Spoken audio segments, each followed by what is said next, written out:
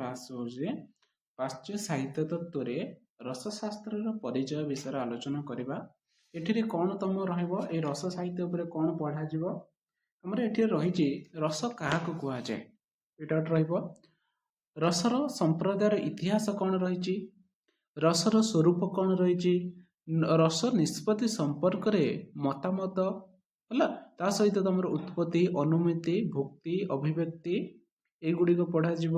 ତା ସହିତ ରସର ବିଭାଗୀକରଣ ହେଲା, ସ୍ଥାୟୀ ଭାବ, ବିଭାବ, ଅନୁଭାବ, ବ୍ୟଭିଚାରୀ ଭାବ ଏଇଗୁଡ଼ିକ ପଢ଼ାଯିବ। ତା ସହିତ ରସର ଶୃଙ୍ଗାର ରସ, ସମ୍ଭୋଗ ରସ, ଭୟାନକ ରସ, ବିଭତ୍ସ ରସ ହେଲା, ଯେତିକି ରସ ରହିଛି ସେ ସମ୍ପର୍କ ମଧ୍ୟ ତମର ପଢ଼ାଯିବ ଏଇ ଚାପ୍ଟର ଗୁଡ଼ିକରେ। ଓକେ, 3-4 ଦିନ ଲାଗିବ ଟୋଟାଲ ରସକୁ ଭଲ ଭାବରେ ପଢ଼ିକି ବୁଝିବା ପାଇଁ। ଓକେ, ତାହେଲେ ଆମେ ଆଲୋଚନା କରିବା ରସର ଇତିହାସ ସମ୍ପର୍କରେ। ରସ ସମ୍ପ୍ରଦାୟର ଇତିହାସ କ'ଣ ରହିଛି ସେ ସମ୍ପର୍କରେ ଆଲୋଚନା କରିବା। ଠିକ ଅଛି, ତମକୁ ମୁଁ PDF ଦେଇଦେବି ଓଡ଼ିଆ ରୀତି ସାହିତ୍ୟର ପରମ୍ପରା ପୂର୍ବ-ଦୃଷ୍ଟି।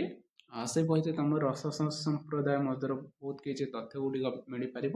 ତା ସହିତ ନୋଟ୍ ଗୁଡ଼ିକ ଯାହା ରହିଛି ତାକୁ ମଧ୍ୟ ପଢ଼ିବ। ଓକେ, ଦେଖ, ତେଣୁ ପ୍ରାଚୀନ ବେଦମାନଙ୍କରେ ରସ ଶବ୍ଦଟି ମୁଖ୍ୟତଃ ଜଳ, ଦୁଗ୍ଧ, ସାର, ବୀଜ, ସୋମରସ, ସ୍ୱାଦ, କାବ୍ୟରସ, ଷଡ଼ରସ, ଶୋଣିତ ଆଦି ଅର୍ଥରେ ବ୍ୟବହୃତ ହୋଇଥାଏ।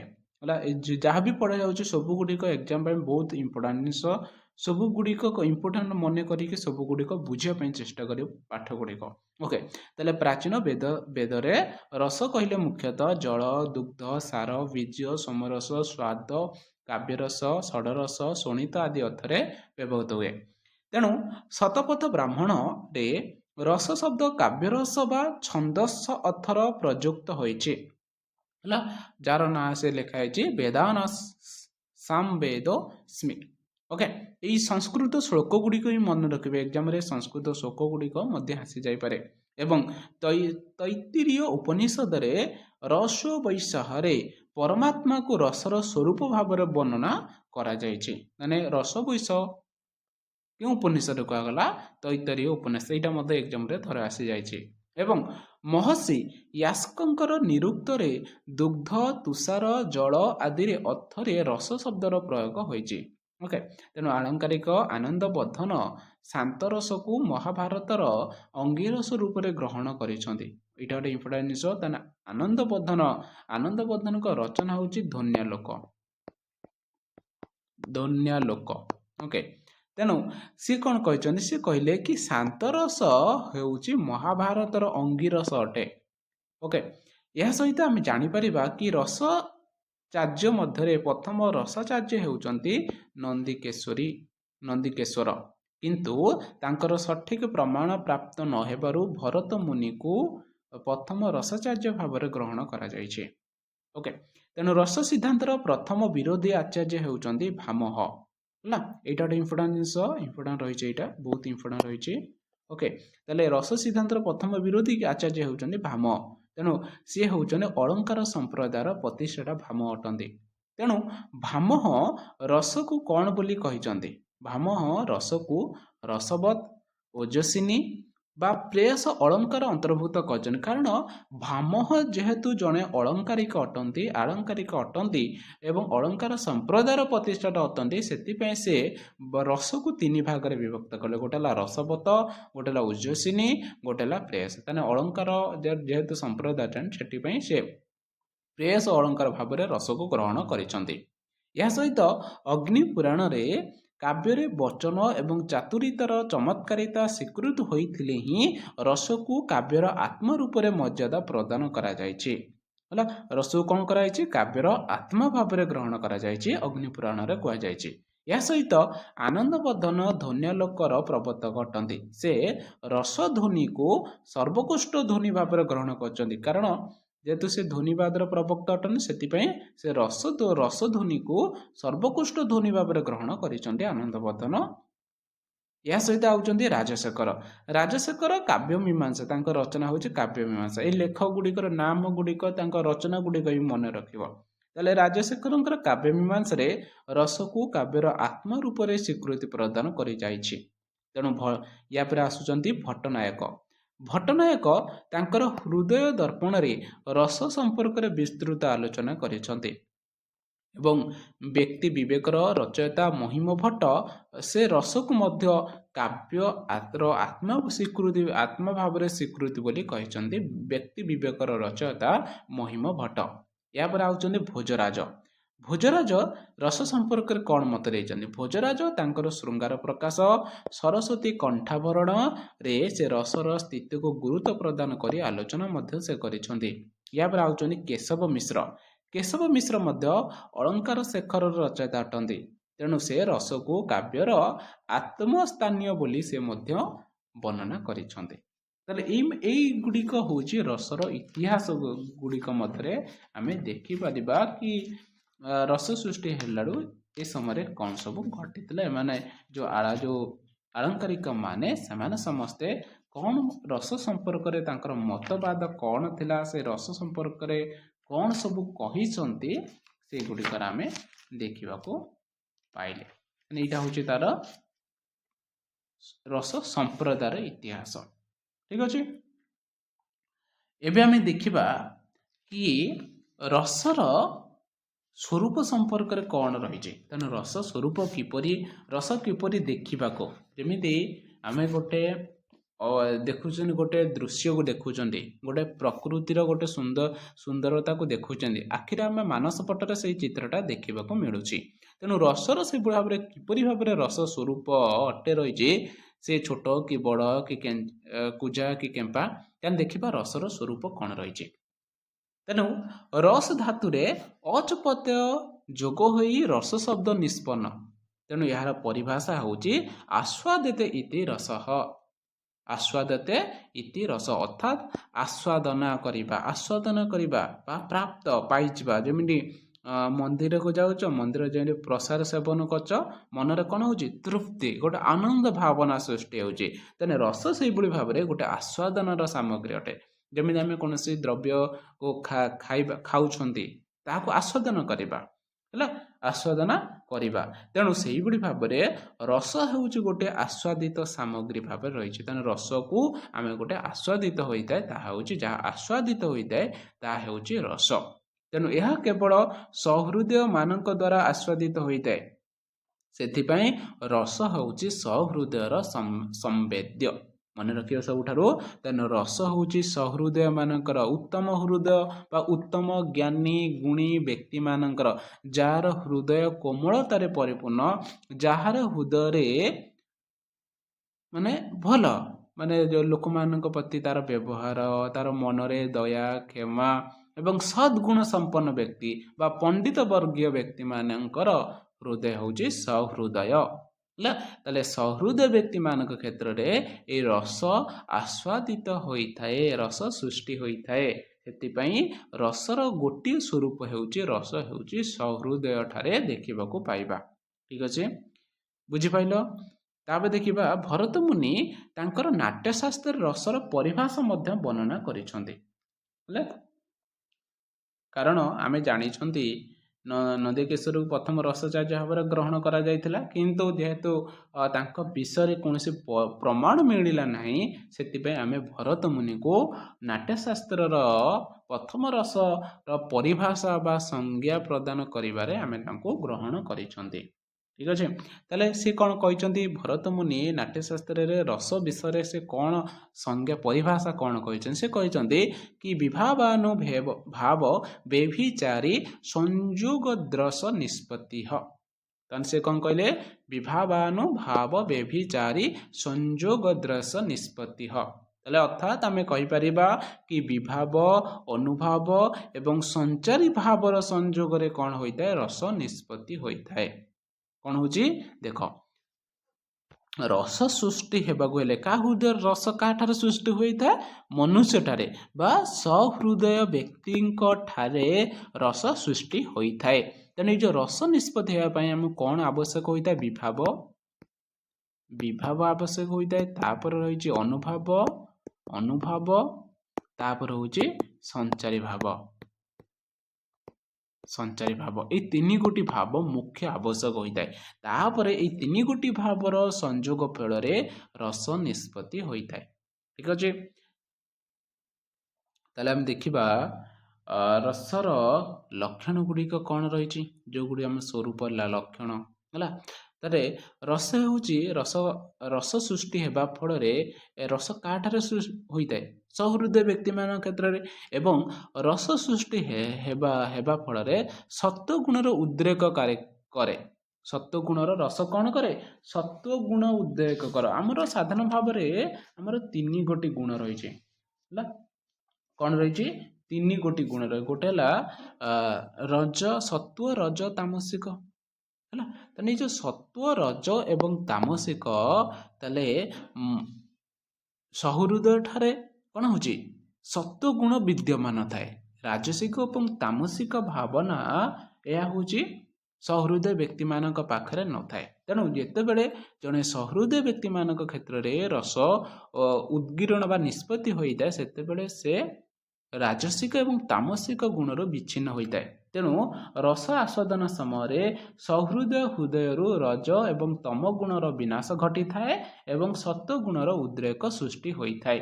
ତେଣୁ ରଜ ଏବଂ ତମ ଗୁଣର ବିନାଶ ଦ୍ୱାରା ପାଠକ ବା ଦର୍ଶକମାନଙ୍କ ମନରେ ସମସ୍ତ ବିକାର ଭାବ ଗୁଡ଼ିକ ଦୂରୀକରଣ ହୋଇଥାଏ ଏବଂ ମନରେ ସତ୍ୱ ଗୁଣର ଜାଗରଣ ଯୋଗୁଁ ସାଂସାରିକ ସମସ୍ତ ପ୍ରକାର ଅଶୁଭ ଭାବ ଗୁଡ଼ିକ ମନରୁ ଦୂରୀଭୂତ ହୋଇଯାଇଥାଏ, ଯାହାଫଳରେ କି ସତ୍ୱ ଗୁଣ ଉଦ୍ରେକ ହୋଇଥାଏ, ମନରେ ଆନନ୍ଦ ଭାବନା ସୃଷ୍ଟି ହୋଇଥାଏ। ତେଣୁ ଏହା ହେଉଛି ପ୍ରଥମ ଲକ୍ଷଣ ହେଉଛି ରସର। ଠିକ ଅଛି, ବୁଝିପାରିଲ ଏଇଟା? ଠିକ ଅଛି।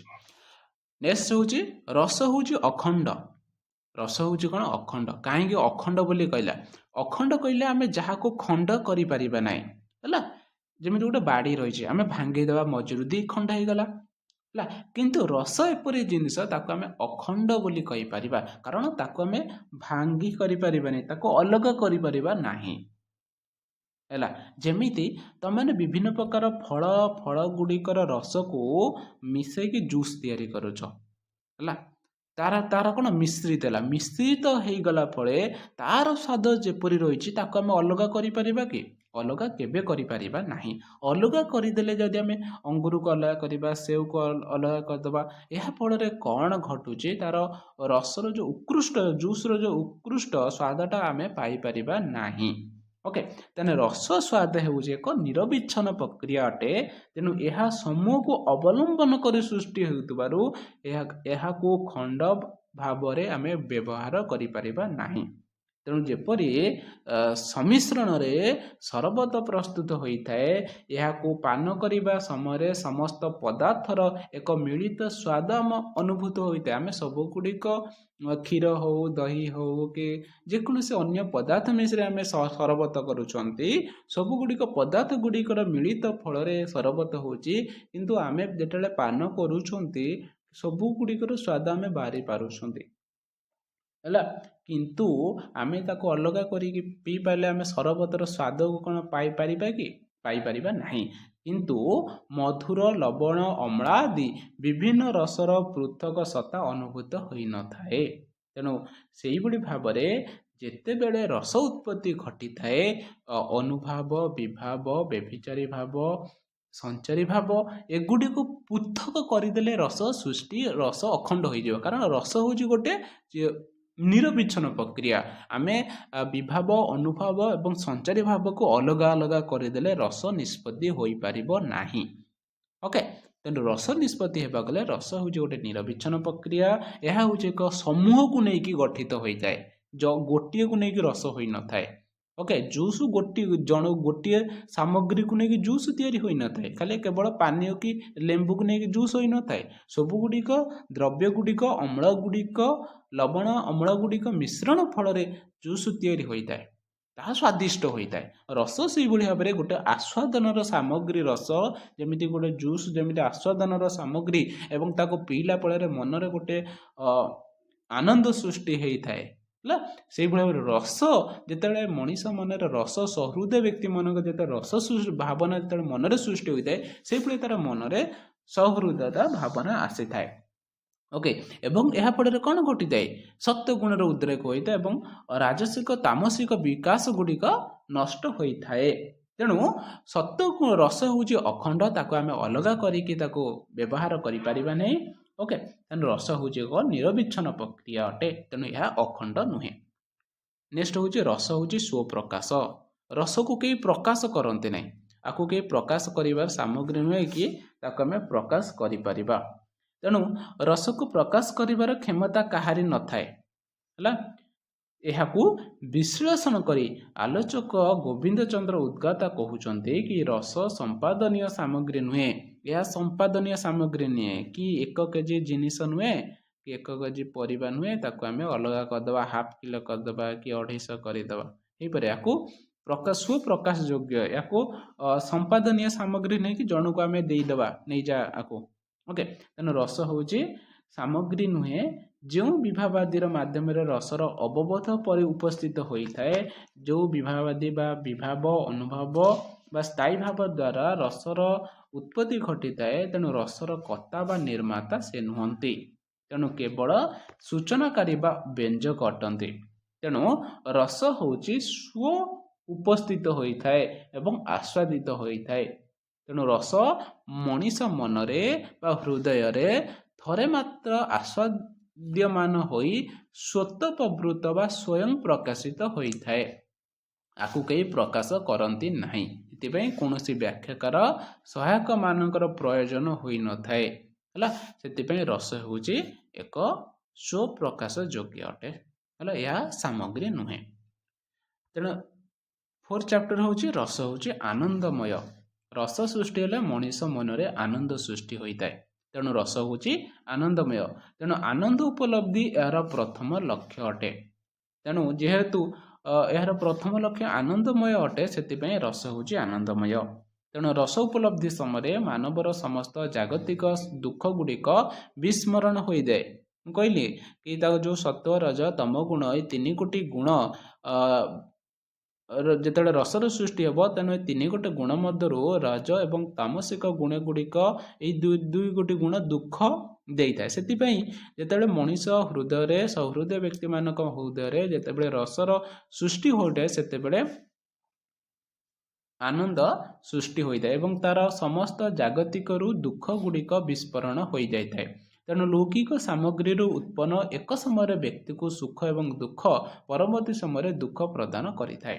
ଓକେ, ଯେତେବେଳେ ଦେଖ ଲୌକିକ ସାମଗ୍ରୀରୁ ଆମେ କୌଣସି ଗୋଟେ ଦ୍ରବ୍ୟ ବା ସେବାରୁ ପ୍ରାପ୍ତ ହୁଏ, ଆମର ଗୋଟେ ଯଦି ଆମକୁ କୌଣସି ଗୋଟେ ଜିନିଷଟା ମିଳୁଛି, ଯଦି ନ ମିଳୁଛି ହେଲା, ତାର ଆମେ ଦୁଃଖ ଲାଗିବ, କାରଣ ସେଟା ଆମେ ନ ପାଇବାରୁ ଆମ ମନରେ ଦୁଃଖ ଭାବନା ସୃଷ୍ଟି ହେଉଛି। କିନ୍ତୁ ଯଦି ଆମେ ସେଇ ଜିନିଷଟା ଆମେ ପାଉଛେ, ଆମ ମନରେ ଆନନ୍ଦ ଭାବନା ସୃଷ୍ଟି ହେଉଛି।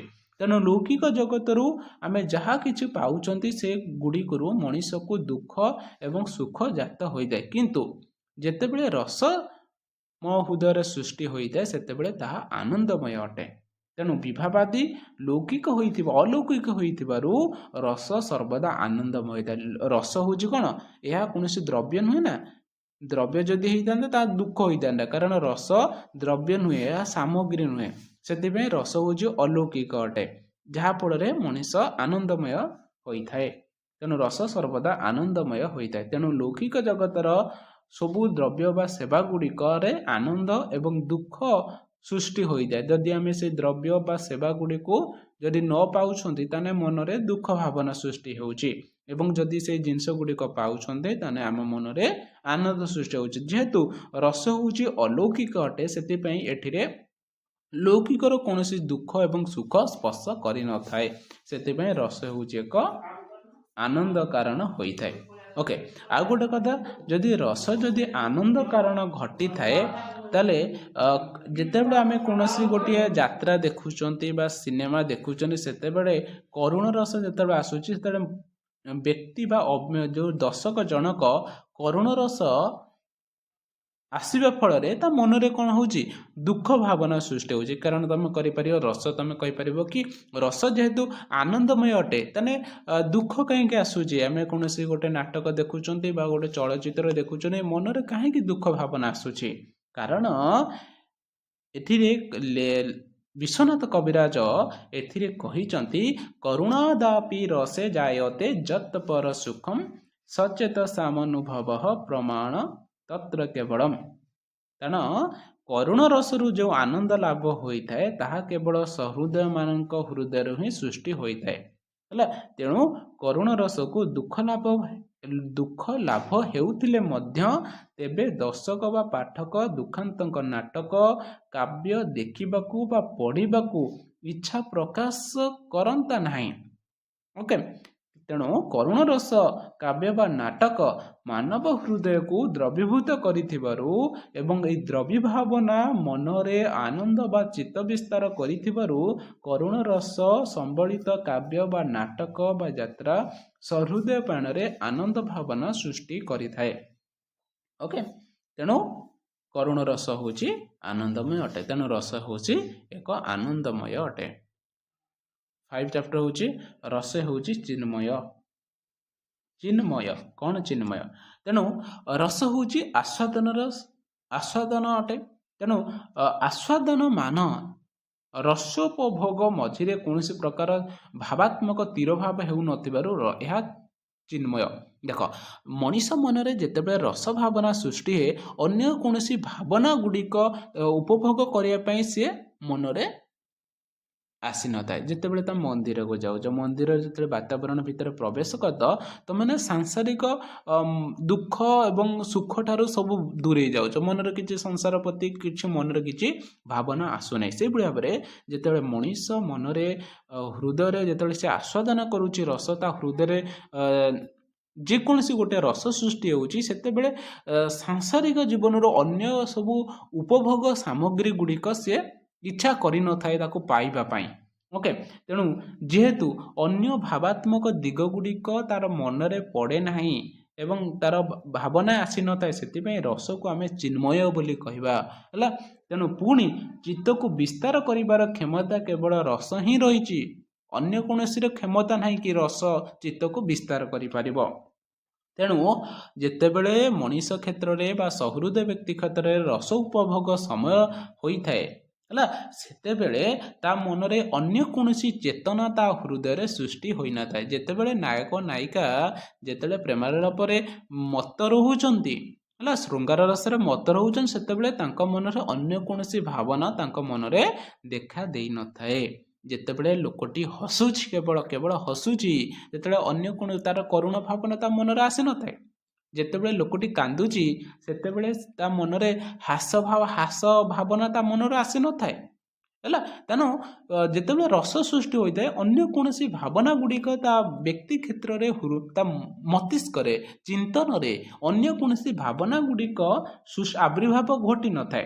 ସେଥିପାଇଁ ରସକୁ ଆମେ ଚିନ୍ମୟ ବୋଲି କହିବା ହେଲା। ଏହା ଚିତ୍ତକୁ ବିସ୍ତାର କରିଥାଏ। ତେଣୁ ରସ ଉପଭୋଗ କରିବା ସମୟରେ ବା ରସକୁ ଆସ୍ୱାଦନ କରିବା ସମୟରେ ମଣିଷ କ୍ଷେତ୍ରରେ ତା ହୃଦୟରେ ଅନ୍ୟ କୌଣସି ଚେତନା ହୃଦୟ ମଧ୍ୟକୁ ପ୍ରବେଶ କରିପାରିନଥାଏ। ତେଣୁ ସତ୍ୱଗୁଣର ପ୍ରାଧାନ୍ୟ ରସ ଆବିର୍ଭାବର ଅନ୍ୟତମ କାରଣ ଘଟିଥାଏ। ଓକେ, ତେଣୁ ରସ ଅନୁଭୂତି କାରଣରୁ ବା ରସ ଅନୁଭୂତି ସମୟରେ କୌଣସି ଇନ୍ଦ୍ରିୟାନୁଭୂତି ହୃଦୟ ମଧ୍ୟରେ ପ୍ରବେଶ କରିନଥାଏ। ତେଣୁ ଏହିସବୁ କାରଣରୁ ଆମେ ରସକୁ ଚିନ୍ମୟ ଭାବରେ ଗ୍ରହଣ କରିପାରିବା। ଠିକ୍ ଅଛି। ତେଣୁ ଏହା ହେଉଛି ଚିତ୍ତର ଏକ ବିଶେଷ ଅବସ୍ଥା ଅଟେ। ରସ ହେଉଛି ଚିନ୍ମୟ। 6 ନମ୍ବର ଚାପ୍ଟର ହେଉଛି ରସ ହେଉଛି କ'ଣ? ବେଦାନ୍ତର ସ୍ପର୍ଶ ଶୂନ୍ୟ ଅଟେ। ଏହା ହେଉଛି ବେଦାନ୍ତର ସ୍ପର୍ଶ ଶୂନ୍ୟ ହେଲା। ତେଣୁ ଦେଖ, ରସ ଆସ୍ୱାଦନ ସମୟରେ ରସ ଉପଭୋକ୍ତା ସୃଷ୍ଟିର ଅନ୍ୟ କୌଣସି ପଦାର୍ଥର ଅସ୍ତିତ୍ୱ ଉପଲବ୍ଧି କରିପାରେ ନାହିଁ ହେଲା। ଅନ୍ୟ କୌଣସି ପଦାର୍ଥରେ ତାର ଅସ୍ତିତ୍ୱ ରହିଛି ବୋଲି ତା ହୃଦୟରେ ସୃଷ୍ଟି ଘଟିନାହିଁ। ତେବେ ମଣିଷଟିଏ କରୁଣ ଭାବନା ସୃଷ୍ଟି ହେଉଛି, ତାର ଆତ୍ମୀୟ ସ୍ୱଜନ ମାନଙ୍କର ଯେତେବେଳେ ଦେହାନ୍ତ ଘଟି ଯାଉଛି ନା, ସେତେବେଳେ ତା ମନରେ ଅନ୍ୟ କୌଣସି ଭାବନା ତା ମନରେ ସୃଷ୍ଟି ଘଟିନଥାଏ। କାରଣ ତାର ଆତ୍ମୀୟ ବ୍ୟକ୍ତିମାନେ ଯେତେବେଳେ ମୃତ୍ୟୁବରଣ ଘଟି ଯାଉଛନ୍ତି ନା, ତାହେଲେ ସେ ବ୍ୟକ୍ତି କ୍ଷେତ୍ରରେ ଦୁଃଖ ଭାବନା ଆସୁଛି ନା, କରୁଣ ଭାବନା ଆସୁଛି ନା। ଓକେ, ସେଥିପାଇଁ ତା ମନରେ ଅନ୍ୟ କୌଣସି ଭାବନା ଗୁଡ଼ିକ ଆସିନଥାଏ ଏବଂ ଅନ୍ୟ କୌଣସି ଠାରେ ତାର ଅସ୍ତିତ୍ୱ ରହିଛି ବୋଲି ସେ ଭାବିନଥାଏ ହେଲା। ତେଣୁ ରସ ଆସ୍ୱାଦନ ସମୟରେ ରସ ଉପଭୋକ୍ତା ବ୍ୟକ୍ତି ଜଣକ ସୃଷ୍ଟିର ଅନ୍ୟ କୌଣସି ପଦାର୍ଥରେ ଅସ୍ତିତ୍ୱ ଉପଲବ୍ଧି ସେ କରିପାରେ। ସବୁ ହେଉଛି ଅନ ଅସ୍ତିତ୍ୱ, କୌଣସିର ଅସ୍ତିତ୍ୱ ନାହିଁ ତାର। ତେଣୁ ଏହି ସମୟରେ ଜଗତର ଅନ୍ୟ ସମସ୍ତ ଭାବ ବା ପଦାର୍ଥର ସମୂନ ଲୁପ୍ତ ଅବସ୍ଥା ହୋଇଥାଏ। ତାକୁ ଆଉ କୌଣସି ଗୁଡ଼ିକ ଦେଖାଯାଇନଥାଏ ହେଲା, କାରଣ ତାର ଆତ୍ମୀୟ ସ୍ୱଜନ ମୃତ୍ୟୁ ହୋଇଯାଉଛି, ତାହେଲେ ଅନ୍ୟ କୌଣସି ତାକୁ ଭଲ ଖରାପ ମନ୍ଦ ତାକୁ କୌଣସି ଦେଖାଯାଇନଥାଏ। ହେଲେ ତା ମନରେ ଅନ୍ୟ କୌଣସି ଭାବନା ଗୁଡ଼ିକ ଆସିନଥାଏ, ସେ ଉପଲବ୍ଧ ଅସ୍ତିତ୍ୱ ଥାଏ ବୋଲି ସେ ଭାବିପାରେ ନାହିଁ।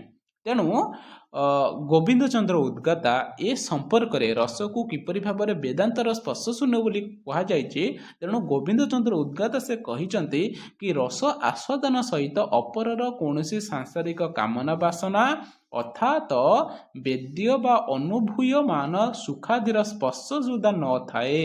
ଯେତେବେଳେ ରସ ଆସ୍ୱାଦନ ହୋଇଥାଏ, ସଂସାରର ସମ୍ପୂର୍ଣ୍ଣ କାମନା ବାସନା ଲୋଭ ମୋହ ତା ମନରେ ସୃଷ୍ଟି ହୋଇନଥାଏ, କାରଣ ସେ ତା ମନରେ ଯେଉଁ ଭାବନାଟା ଆସୁଛି ସେ ସେଇ ମୁହୂର୍ତ୍ତରେ ସେଇ ଭାବନାରେ ସେ ମଜ୍ଜୁଗୁଲ ହେଇଯାଉଛି। ସେଥିପାଇଁ ତାର ଅନ୍ୟ କୌଣସି ଚିତ୍ତରେ ତା ହୃଦୟରେ ତାର ମସ୍ତିଷ୍କରେ ଅନ୍ୟ କୌଣସି ଭାବନା ଗୁଡ଼ିକ ତା ମନରେ ସୃଷ୍ଟି ହୋଇନଥାଏ, କାମନା ବାସନା ଗୁଡ଼ିକ ସୃଷ୍ଟି ହୋଇନଥାଏ ହେଲା। ଏଗୁଡ଼ିକ ତାକୁ ସ୍ପର୍ଶ କରିପାରନ୍ତିନି ହେଲା, ଏଗୁଡ଼ିକ ତାକୁ ସ୍ପର୍ଶ କରିପାରନ୍ତି ନାହିଁ ସେଗୁଡ଼ିକ କାମନା ବାସନା ଭାବନା ଗୁଡ଼ିକ।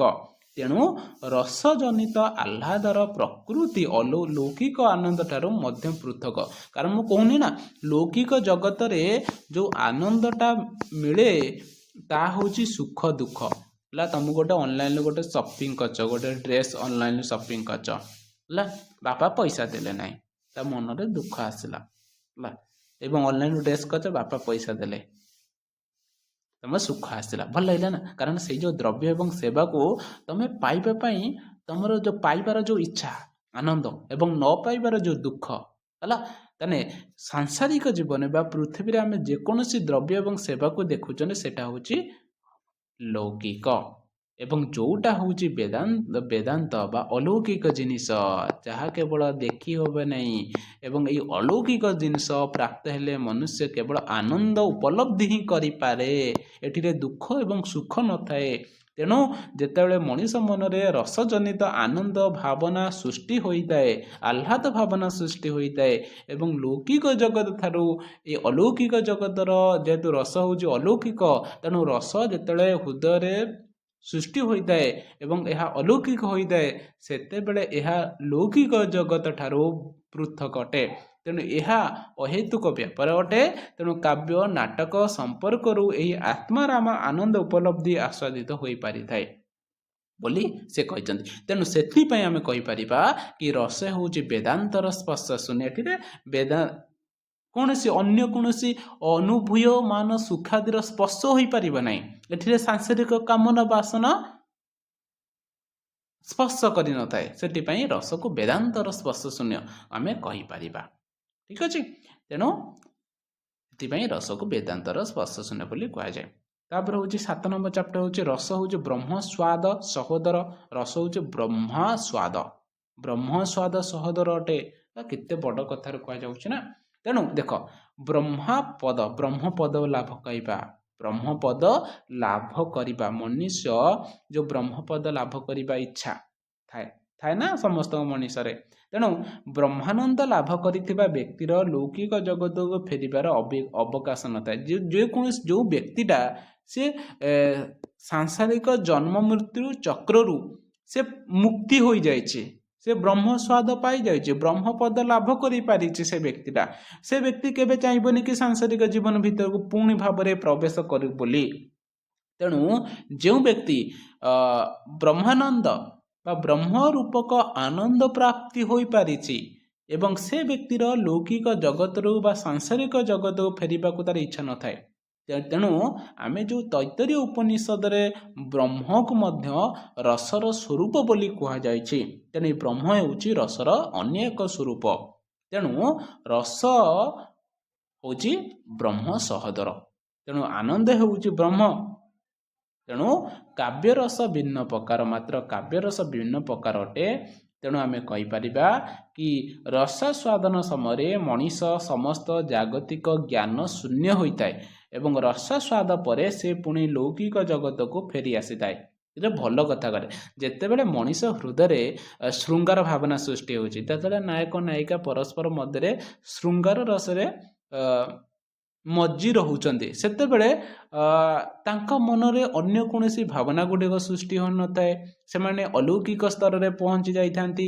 କିନ୍ତୁ ଯେତେବେଳେ ସେମାନଙ୍କର ବିଚ୍ଛେଦ ହୋଇଯାଇଥାଏ ହେଲା, ତେଣୁ ସେମାନେ ଲୌକିକ ଜଗତ ସାଧାରଣ ଶ୍ରେଣୀକୁ ସେମାନେ ପଳେଇ ଆସିଥାନ୍ତି। ତେଣୁ ଯେତେବେଳେ ଆସ୍ୱାଦନ ଘଟିଥାଏ ମଣିଷ କ୍ଷେତ୍ରରେ, ସେତେବେଳେ ତାଙ୍କର ଜ୍ଞାନ ଶୂନ୍ୟ ହୋଇଯାଏ, ଜାଗତିକ ଜ୍ଞାନ ଶୂନ୍ୟ ହୋଇଯାଇଥାଏ। ଏବଂ ଯେତେବେଳେ ରସ ଆସ୍ୱାଦନ ଶେଷ ହୋଇଯାଏ ହେଲା, ସେତେବେଳେ ମଣିଷ ସାଧାରଣ ସ୍ତରର ମଣିଷ ହୋଇଯାଇଥାଏ ଏବଂ ସେ ଲୌକିକ ଜଗତକୁ ଫେରି ଆସିଥାଏ। ତେଣୁ ଠିକ୍ ଅର୍ଥରେ ଆମେ କହିପାରିବା କି ବ୍ରହ୍ମାନନ୍ଦ ବା ବ୍ରହ୍ମାସ୍ୱାଦ ନ ହୋଇ ମଧ୍ୟ ବ୍ରହ୍ମାନନ୍ଦ ସହୋଦର ସ୍ୱରୂପ ଅଟେ। ତେଣୁ ବ୍ରହ୍ମା ସ୍ୱାଦ ବା ବ୍ରହ୍ମାନନ୍ଦ ସହୋଦର ଭାବରେ ଆମେ ରସକୁ କହିପାରିବା। କାରଣ ରସ ସାଧନ ସମୟରେ ବ୍ରହ୍ମାନନ୍ଦ ଲାଭ କରିଥିବା ବ୍ୟକ୍ତି ପରି ଏକ ଅଲୌକିକ ଜଗତର ବିଚରଣ କରିଥାଏ ମଣିଷ। ଯେତେବେଳେ ଆନନ୍ଦରେ ରହୁଛି, ସେତେବେଳେ ସେ ସବୁ କିଛି ପାଇଗଲା ପରି ସେ ଲାଗେ ତାକୁ। ତେଣୁ ସେଥିପାଇଁ ଆମେ ରସକୁ, ଯେତେବେଳେ ରସ ସେଇ ସହୃଦୟ ବ୍ୟକ୍ତି କ୍ଷେତ୍ରରେ ସୃଷ୍ଟି ହେଉଛି, ସେତେବେଳେ ସିଏ ସାଧାରଣ ସ୍ତରର ବ୍ୟକ୍ତି ଆଉ ହେଇକି ରହୁନାହିଁ, ସେ ଅଲୌକିକ ଜଗତରେ ବିତରଣ କରୁଛି। ଏବଂ ଯେତେବେଳେ ତାହାର ରସ ଆସ୍ୱାଦନ ଯେତେବେଳେ ଶେଷ ଘଟିଯାଏ, ସେତେବେଳେ ସେ ସାଧାରଣ ସ୍ତରକୁ ଆସିଯାଏ। ସେଥିପାଇଁ ଆମେ କହିପାରିବା କି ରସ ହେଉଛି ବ୍ରହ୍ମା ସ୍ୱାଦ ସହୋଦର ଅଟେ ହେଲା। ତାପରେ ହେଉଛି 8 ନମ୍ବର ହେଉଛି ରସ ଲୋକୋତ୍ତରର ଚମତ୍କାର ପ୍ରାଣ ଅଟେ। ଲୋକୋତ୍ତର, ଲୋକରୁ ଉତ୍ତର, ଏ ସାଧାରଣ ଲୋକରେ ନଥାଏ ରସ ଉତ୍ପନ୍ନ ହେଉଥିବା ବ୍ୟକ୍ତି କ୍ଷେତ୍ରରେ। ତାହେଲେ ଦେଖିବ, ତାହେଲେ ରସ ଆସ୍ୱାଦନରେ ଯେଉଁ ଆନନ୍ଦ ଲାଭ ହୋଇଥାଏ ତାହା ଅଲୌକିକ ବା ଲୋକୋତ୍ତର ଅଟେ ହେଲା। ତାହା ହେଉଛି ଅଲୌକିକ ବା ଲୋକୋତ୍ତର ଅଟେ। ତେଣୁ ଲୌକିକ ଜଗତରେ ଏପରି ଆନନ୍ଦ ଦୁର୍ଲଭ ଅଟେ। ତେଣୁ ରସ ସହୃଦୟ ମନୁଷ୍ୟ କ୍ଷେତ୍ରରେ ଯେତେବେଳେ ସୃଷ୍ଟି ଘଟିଥାଏ, ତାଠାରୁ ବଡ଼ ଆନନ୍ଦ ଆମେ କୌଣସି ଦ୍ରବ୍ୟ ବା ସେବାକୁ ପାଇବା ପରେ ଯେଉଁ ଆନନ୍ଦ ସୃଷ୍ଟି ହୋଇଥାଏ, ତା ଆନନ୍ଦ ଠାରୁ ଢେର ଗୁଣ। ଆମେ କୌଣସି ଗୋଟେ ନୂଆ ଗୋଟେ ଜିନିଷଟା ପାଉଛନ୍ତି, କିଛି ସମୟ ପାଇଁ ତାର ଆମେ ଆନନ୍ଦ ପାଇପାରିବା, କିନ୍ତୁ ସବୁବେଳେ ଆମେ ଆନନ୍ଦ ପାଇପାରିବା ନାହିଁ। କିନ୍ତୁ ଯେତେବେଳେ ରସ ଆସ୍ୱାଦନ ଘଟୁଛି, ସବୁ ସମୟ ପାଇଁ ତମକୁ ଆନନ୍ଦ ମିଳିପାରିବ ହେଲା। ତେଣୁ ଅଲୌକିକ ଜଗତରେ ଆନନ୍ଦ ସବୁଠାରୁ ଦୁର୍ଲଭ ଆନନ୍ଦ ଅଟେ। ତେଣୁ ଲୌକିକ ଜଗତର ଏପରି ଆନନ୍ଦ ଦେଖିବାକୁ ମିଳେ ନାହିଁ। ତେଣୁ ଏହାଦ୍ୱାରା ଚିତ୍ତରେ ବିସ୍ମୟ ଭାବ ସୃଷ୍ଟି ହେବା ସଙ୍ଗେ ସଙ୍ଗେ ଚିତ୍ତ ବିସ୍ତାର ସୃଷ୍ଟି ହୋଇଥାଏ ଏବଂ ରସରେ ଆନନ୍ଦ ସହିତ ବିସ୍ମୟ ଭାବ ଜଡ଼ିତ ଥିବାରୁ ଏହା ଚମତ୍କାର ପ୍ରାଣ ବା ରସାନୁଭୂତି ସ୍ଥୂଳରେ ଊର୍ଦ୍ଧ୍ୱରେ ରହିଥାଏ। ତେଣୁ ରସକୁ ଆମେ ଲୋକୋତ୍ତରର ଚମତ୍କାର ପ୍ରାଣ ଭାବରେ ଗ୍ରହଣ କରିପାରିବା। ତେଣୁ ଆମେ କହିପାରିବା, ଆଉ ଗୋଟେ ଅର୍ଥରେ ଆମେ କହିପାରିବା କି ରସ ସ୍ୱାଦନ ସମୟରେ ହୃଦୟରେ ଯେଉଁ ଭାବ ସୃଷ୍ଟି ହୋଇଥାଏ, ତାହାକୁ ଅନ୍ୟ କୌଣସି ବସ୍ତୁ ସହିତ ତୁଳନା କରାଯାଇପାରିବ ନାହିଁ ହେଲା। ଯେତେବେଳେ ରସ ସ୍ୱାଦନ ଘଟୁଛି ହେଲା, ସେତେବେଳେ ମନରେ ଅନ୍ୟ କୌଣସି ଭାବନା ହୃଦୟରେ ଆସିବ ନାହିଁ ଏବଂ ଅନ୍ୟ କୌଣସି ବସ୍ତୁ ସହିତ ତାକୁ ଆମେ ତୁଳନା କରିପାରିବା ନାହିଁ ହେଲା। ଏଇଟା ଗୋଟେ ବି କଥା। ଯେତେବେଳେ ଗୋଟେ ସହୃଦୟ ବ୍ୟକ୍ତି କ୍ଷେତ୍ରରେ ରସ ସୃଷ୍ଟି ହେଉଛି, ସେତେବେଳେ ଅନ୍ୟ କୌଣସି ବସ୍ତୁ ସହିତ ଆମେ ତାକୁ ତୁଳନା କରିପାରିବାନି, ସେ ଯେଉଁ ଆନନ୍ଦର ଇଚ୍ଛା। ତେଣୁ ସେଥିପାଇଁ ଆମେ ରସକୁ ଲୋକୋତ୍ତର ବା ଅଲୌକିକ ଭାବରେ ଆମେ ଗ୍ରହଣ କରିପାରିବା। ଯେଉଁଟା ଲୋକୋତ୍ତରରେ ଦେଖାଯାଏ ନାହିଁ ବା ଅଲୌକିକ ଅଟେ, ତାହା ହେଉଛି ଲୋକୋତ୍ତର। ଓକେ। ତେଣୁ ଆଉ ଗୋଟେ ହେଉଛି ରସ ହେଉଛି ଅଲୌକିକ ଏବଂ ଅନିର୍ବଚନୀୟ ହେଲା। ତେଣୁ ରସ ଜ୍ଞାପ୍ୟ ନୁହେଁ ବା କାର୍ଯ୍ୟ ନୁହେଁ, ଏହା ପୁଣି ସାକ୍ଷାତ ଅନୁଭବ କିମ୍ବା ପରୋକ୍ଷ ମଧ୍ୟ ନୁହେଁ ରସ। ତେଣୁ ରସ ନିର୍ବିକଳ୍ପିକ ବା ସକଳ୍ପକ ଜ୍ଞାନ ନୁହେଁ। ଏହା କୌଣସି ଲୌକିକ ପରିଭାଷା ଦ୍ୱାରା ବ୍ୟକ୍ତ କରାଯାଇ ନଥିବାରୁ ଏହା ଅଲୌକିକ ବା ଅନିର୍ବଚନୀୟ। କାରଣ ଏହାର ବଚନ ଯୋଗ୍ୟ ନୁହେଁ, ତାକୁ ଆମେ କହିପାରିବା ନାହିଁ। ଦେଖ, ତମେ ହସୁଛ, ମୁଁ ପଚାରିବି ତମେ କେତେ ହସୁଛ ହେଲା।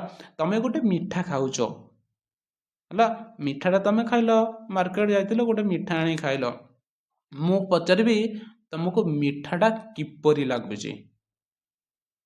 ତମେ ମିଠାଟା ଦରକାର, ହଁ ମିଠାଟା ମିଠା ଭଳିଆ ଲାଗୁଛି ହେଲା, ମିଠା ଲାଗୁଛି। ତାହା କିପରି ଲାଗୁଛି, ସେଇଟା କିପରି, ସେ ମିଠାଟା କିପରି ଭାବରେ, ସେଟା ତମେ କହିପାରିବ ନାହିଁ ହେଲା। ତାହେଲେ ରସ ଯିଏ ପ୍ରାପ୍ତ ହୋଇଥିବ ହେଲା, ଯିଏ ମିଠାଟା ଖାଇଥିବ, ସେ ମିଠା ବିଷୟରେ ସେ ଜାଣିଛି ମିଠା ଖାଇଲେ କିପରି ଭାବରେ ମନରେ କିପରି ଭାବରେ ପୁଲକ ଭାବନା ସୃଷ୍ଟି ହୋଇଥାଏ, କେତେ ଆନନ୍ଦ ଲାଗିଥାଏ। ସେତେ ଶାନ୍ତି ଲାଗିଥାଏ। ସେଇଭଳି ଭାବରେ ଯିଏ ରସ ଯାହା ହୃଦୟରେ ସୃଷ୍ଟି ହୋଇଛି ସିଏ ସିନା କହିପାରିବ କି ରସ କିପରି ତାକୁ ଲାଗୁଛି। ଖଟା, ଯିଏ ଖଟା ଖାଇଥିବ ତାକୁ ଖଟା ଭଳିଆ ଲାଗିବ, ଯିଏ ପିତା ଖାଇବ ତାକୁ, ଯିଏ ନିମ ଖାଇବ, ନିମ ପତ୍ର ଯିଏ ଖାଇବ ତାକୁ ପିତା ଭଳି ଲାଗିବ। କିନ୍ତୁ ଯିଏ ନ ଖାଇଥିବ ବ୍ୟକ୍ତିଟା ନିମଟାରେ କିପରି ଲାଗୁଛି, ଯେମିତି ବିଲୁଆ କହିଲା ବେଳେ ଅଙ୍ଗୁରୁ କୋଳି ଖଟା, କାରଣ ସେ ଖାଇନି ଅଙ୍ଗୁର ନା, ପାଇଲାନି ସିଏ।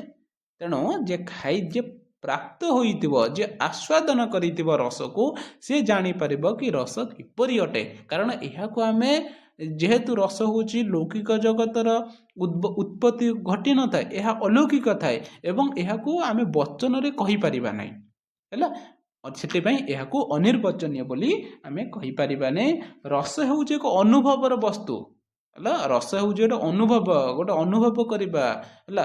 ତାହା କୌଣସି ଗୋଟେ ଦ୍ରବ୍ୟ ବା ସାମଗ୍ରୀ ନୁହେଁ କି ତାକୁ ମୋ ପାଖରେ କେତେ ରସ ଅଛି ନେଇଯା, ଅଧେ କିଲେ ରସ ନେଇଯା, ସେମିତି ରସ ନାହିଁ। ରସ ହେଉଛି ଏକ ଅନୁଭବର ସାମଗ୍ରୀ। ଏହାର କୌଣସି ନିର୍ଦ୍ଦିଷ୍ଟ ସଂଜ୍ଞା, ଆମେ ଆବଦ୍ଧରେ ସଂଜ୍ଞା ନଥାଏ। ତେଣୁ ଏହା ହେଉଛି ଅଲୌକିକ ଏବଂ ଅନିର୍ବଚନୀୟ ଅଟେ ହେଲା। ଏହାର ସୀମା ଆମେ ସୀମା ଏହାର ନିର୍ଦ୍ଧାରଣ କରିପାରିବା ନାହିଁ। ଠିକ ଅଛି, ତାହେଲେ ରସ ହେଉଛି ଅଲୌକିକ ଏବଂ ଅନିର୍ବଚନୀୟ ଅଟେ। ଆଉ ଗୋଟେ ହେଉଛି ନେକ୍ସଟ ଚାପ୍ଟର ହେଉଛି ରସ ସବୁବେଳେ ସହୃଦୟ ଦ୍ୱାରା ଅନୁଭୂତ ହୋଇଥାଏ। ସହୃଦୟ ଉତ୍ତମ ହୃଦୟମାନ ବା ଗୁଣ ବା ପଣ୍ଡିତ ବର୍ଗୀୟ ବ୍ୟକ୍ତିମାନଙ୍କ କ୍ଷେତ୍ରରେ ରସ ଅନୁଭୂତ ହୋଇଥାଏ। ଦେଖ, ଗୋଟେ ରାଗୀ, ଜଣେ କ୍ରୋଧ ବ୍ୟକ୍ତି କ୍ଷେତ୍ରରେ କେତେବେଳେ ତା ଭିତରେ କେତେବେଳେ ଭକ୍ତି ଭାବନା କେତେ ସୃଷ୍ଟି ହୋଇନଥାଏ ହେଲା। ସେଇଭଳି ଭାବରେ ସବୁ ରସ ସମସ୍ତଙ୍କ କ୍ଷେତ୍ରରେ ଦେଖାଯାଇ ନଥାଏ ହେଲା। ତେଣୁ ରସ କେବଳ ସହୃଦୟ ମାନଙ୍କ ଦ୍ୱାରା ଅନୁଭୂତ ହୋଇଥାଏ। ତେଣୁ ସହୃଦୟ ହୋଇନଥିଲେ ରସାନୁଭବ ଅସମ୍ଭବ ହୋଇପଡ଼ିଥାଏ। ତେଣୁ ରସାନୁଭବ ନିମନ୍ତେ ଯେଉଁ ମାନସିକ ସ୍ଥିତି ବା ଅନୁଭବ ଆବଶ୍ୟକ ତାହା କେବଳ ସହୃଦୟ ମାନଙ୍କ ହୃଦୟରେ ହିଁ ଥାଇଥାଏ। ସେଥିପାଇଁ ପ୍ରତ୍ୟେକ ଆଳଙ୍କାରିକ ମାନେ ସମସ୍ତେ କହିଛନ୍ତି କି ରସ କେବଳ ସହୃଦୟ ମାନଙ୍କ କ୍ଷେତ୍ରରେ ଉତ୍ପତ୍ତି ଘଟିପାରିବ, ସମସ୍ତଙ୍କ କ୍ଷେତ୍ରରେ ରସ ସୃଷ୍ଟି ହୋଇପାରିବ ନାହିଁ ହେଲା। ସେଥିପାଇଁ ଆମେ ରସକୁ ସହୃଦୟ ଦ୍ୱାରା ଅନୁଭୂତ ହୋଇଥାଏ ବୋଲି କହିପାରିବା। ତାହେଲେ ଏଇ 10 ଚାପ୍ଟର ରହିଛି। ୟା ବାଦ ବି ଆହୁରି ଆମେ କହିପାରିବା କି ରସର ସ୍ୱରୂପ ମଧ୍ୟ ଆମେ ବାହାର କରିପାରିବା। ଓକେ, ମୁଖ୍ୟତଃ ଆମେ ଏଇ 10 ରସ ସ୍ୱରୂପକୁ ଆମେ ଗ୍ରହଣୀୟ ଯୋଗ୍ୟ କରିପାରିବା। ଓକେ, ବୁଝିପାରିଲ? ରସର ସ୍ୱରୂପ ସମ୍ପର୍କରେ ବୁଝିପାରିଲ ସମସ୍ତେ? ଆଜ୍ଞା। କାହାର କିଛି ଡାଉଟ ରହୁଛି ରସର ସ୍ୱରୂପ ସମ୍ପର୍କରେ ବୁଝିବାର? এই 10ଟି ଯୋଉ ଚାପ୍ଟର ପଢେଇଲି କୋଉଠି କାର ଦ୍ୱନ୍ଦ୍ୱ ରହିଛି କି?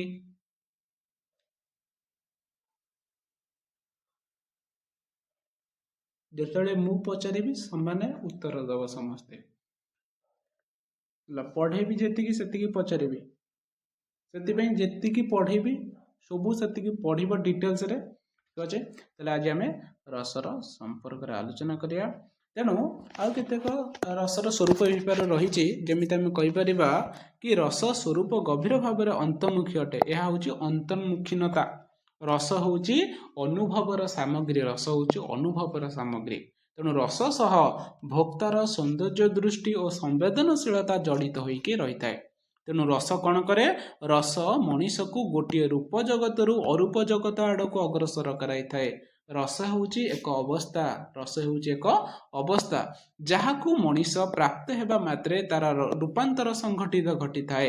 ଯେମିତି ଏକ ସାଧାରଣ ମଣିଷ ଜଣାପଡ଼ୁଥିବା ବ୍ୟକ୍ତିଟି ବିଭୁ ପ୍ରେମରେ ବାନ୍ଧି ହୋଇ ବା ବନ୍ଧନ ଯୁକ୍ତ ହୋଇ ସନ୍ନ୍ୟାସୀରେ ପରିଣତ ହୋଇଯାଏ। ରସ ମଣିଷର ରୂପାନ୍ତରୀକରଣ କରିଥାଏ। ମନେ ରଖ, ରସ କ'ଣ କରିଥାଏ? ମଣିଷର ରୂପାନ୍ତରୀକରଣ କରିଥାଏ। ତେଣୁ ରସ ହେଉଛି କ୍ଷଣସ୍ଥାୟୀ ନୁହେଁ ହେଲା।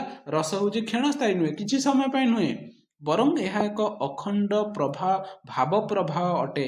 ଏହା କ୍ଷଣିକ ନୁହେଁ, ଏହା ହେଉଛି କାଳଜୟୀ ହେଲା। ତେଣୁ ରସ ଅସୁରକୁ ଈଶ୍ୱରରେ ପରିଣତ କରିଦିଏ। ରସ ବ୍ୟକ୍ତି ଜୀବନର ଅର୍ଥ ବଦଳାଇ ଦେଇଥାଏ।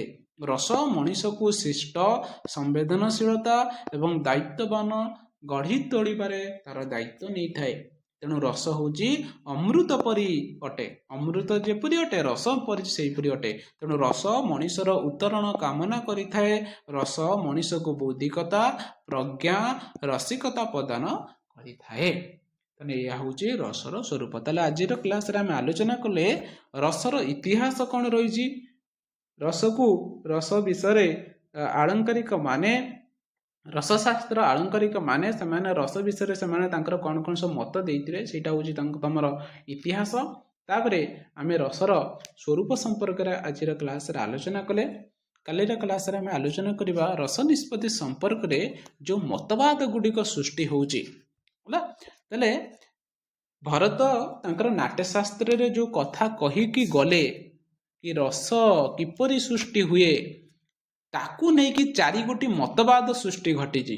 ତେଣୁ ଏଇ 4 ମତବାଦ କ'ଣ ରହିଛି ଏବଂ ଏଇ 4 ମତବାଦ ବିଷୟରେ କ'ଣ ସବୁ ମତ ରହିଛି ହେଲା, ଏବଂ କେଉଁ ମତଟାକୁ ଆମେ ଗ୍ରହଣ କରିପାରିବା, ଅନ୍ୟ ମତ ଗୁଡ଼ିକ କାହିଁକି ଗ୍ରହଣୀୟ ଯୋଗ୍ୟ ନାହିଁ, ତାର ବିରୋଧ କ'ଣ ହେଲା, ଅନେକ ଆଳଙ୍କାରିକ ମାନେ କାହିଁକି ସେ ମତକୁ ଗ୍ରହଣ କରିପାରିଲେ ନାହିଁ, କ'ଣ ସେଠି ଦୋଷ ରହିଲା, ସେଗୁଡ଼ିକ ସମ୍ପର୍କରେ ଆମେ କାଲିର କ୍ଲାସରେ ଆମେ ରସ ନିଷ୍ପତ୍ତି ସମ୍ପର୍କର ଯେଉଁ ମତ ଗୁଡ଼ିକ ରହିଛି ତାକୁ ପଢ଼ିବା। ତାହେଲେ ତମମାନେ ସମସ୍ତେ ଆଜିର କ୍ଲାସରେ ଯେତିକି ପଢ଼ାଗଲା ତାକୁ